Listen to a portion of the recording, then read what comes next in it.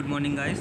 तो मैं आप लोग के लिए BA fourth semester sociology first paper के कुछ इंपॉर्टेंट क्वेश्चन लेके आया हूँ। मतलब इसमें सारे चैप्टर्स हैं, तो मैं एक बार में वीडियो बना देता हूँ जिससे आप लोग को भी आराम रहे। तो चलिए आइए क्वेश्चंस देखते हैं। तो जो हमारा पहला क्वेश्चन है वो है जातीय स्त्रीकरण की व्यवस्था निम्नलिखित में से किस पर आधारित है। ठीक है, पहला क्वेश्चन क्या है, जातीय स्त्रीकरण की व्यवस्था निम्नलिखित में से किस पर आधारित है, तो वह है गोत्र पर। इस पर है गोत्र पर। ठीक है, तो नेक्स्ट क्वेश्चन है निम्नलिखित में से किसके अनुसार जातीय प्रथा ने भारतवर्ष को बर्बाद की ओर जाने से रोका था। ठीक है, ये किसकी मतलब किसने रोका था। ठीक है, तो वो लुईनामा है। ठीक है, नेक्स्ट क्वेश्चन देखते हैं, वर्ग स्त्रीकरण तथा में अयाथार्थ चेतना अपर्याप्तमक होती है क्योंकि यह अभिज्ञात में बाधा डालता है। इसने मतलब उनके स्वयं के विषय में है। ठीक है, नेक्स्ट क्वेश्चन देखते हैं, जातीय संस्करण सोपन तंत्र की संकल्पना निम्नलिखित में से किसने दी थी, तो वह एन न्यूमैन ने दिए थे। ठीक है, नेक्स्ट क्वेश्चन देखते हैं, अलगाव की अवधारणा को समाजशास्त्रीय अन्वेषण की शक्तिशाली अस्त्र सर्वप्रथम किस समाजशास्त्री ने बनाया था, तो वह हीगन थे। कौन थे? हीगन थे। ठीक है, तो मार्क्स के अलगाव की अवधारणा को किस समाजशास्त्री ने आधुनिक व्यवसायी एवं नौकरशाही के मैनेजरों पर भी लागू किया?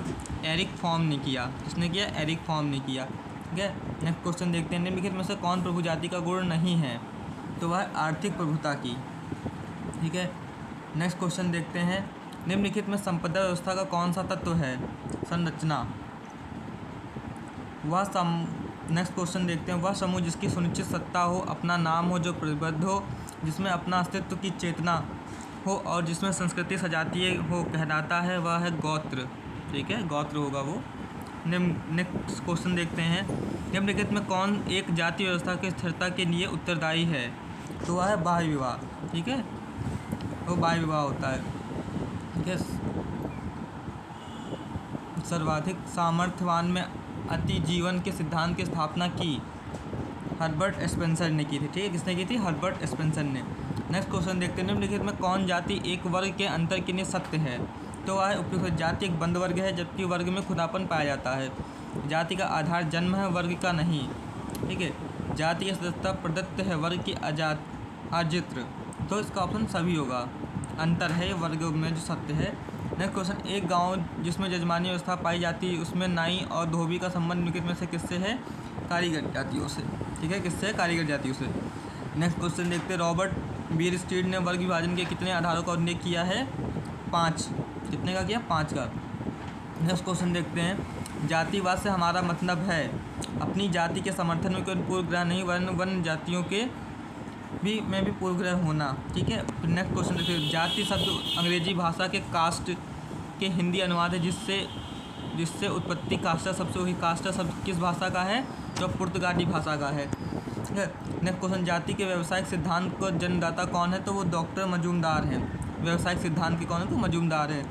निम्नलिखित में से किस समाजशास्त्री ने जाति अंतर्विभाग जाति का सार तत्व माना है, तो वेस्टरमार्क ने माना है। किसने माना है? वेस्टरमार्क ने माना है। नेक्स्ट क्वेश्चन देखते हैं, आदिम संस्कृति या माना सिद्धांत के प्रतिपादक निम्नलिखित में कौन है, तो वो कौन थे? हट्टन थे। ठीक है, जाति की निम्नलिखित विशेषताओं में से कौन सी विशेषताएं अभी भी महत्वपूर्ण हैं, तो वह जाति के अंदर विवाह।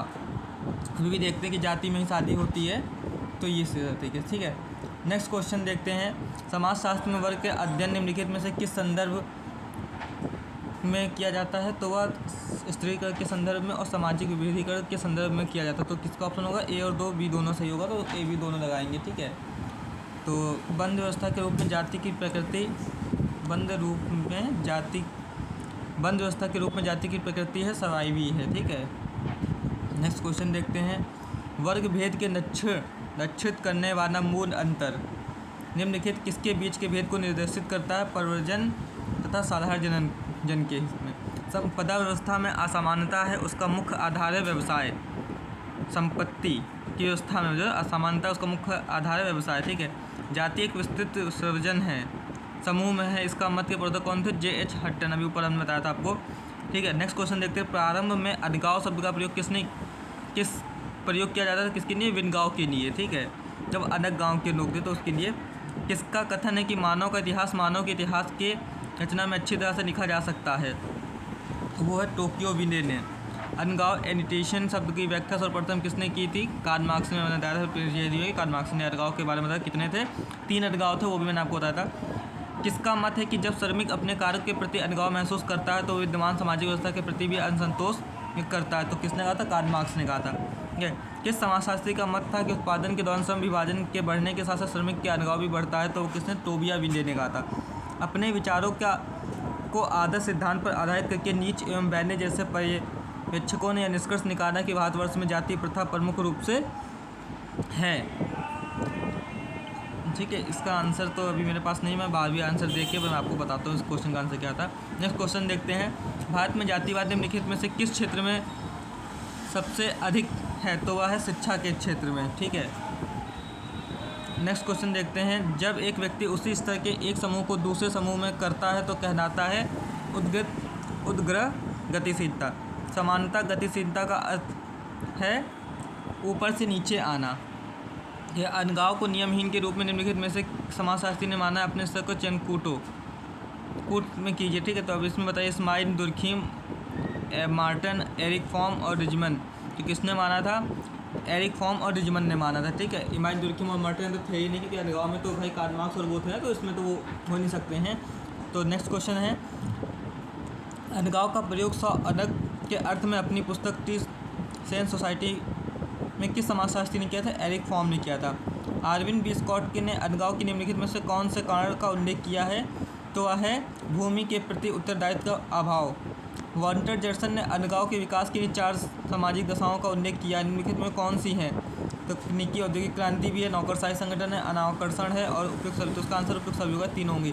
कार्ल मार्क्स ने अलगाव पर विचार अपनी पुस्तक किस पुस्तक में किया था? तो मैंने आपको बताया इनकी पुस्तक इंपॉर्टेंट। देखिए पूछने अलगाव किस तो वो था दास कैपिटल। इनकी पुस्तक पहली पुस्तक में इन्होंने बताया भी था समाज वो जितनी भी संपदा संपत्ति पूंजी के बारे में किसमें दास कैपिटल बताया था। ठीक है जी।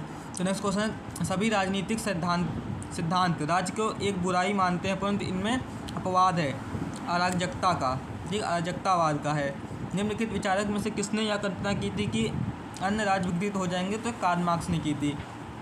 कार्ल मार्क्स को निम्नांकित में किस कृति में उसके श्रम के प्रभाव उदासीनता विषय विचारक मिलते हैं?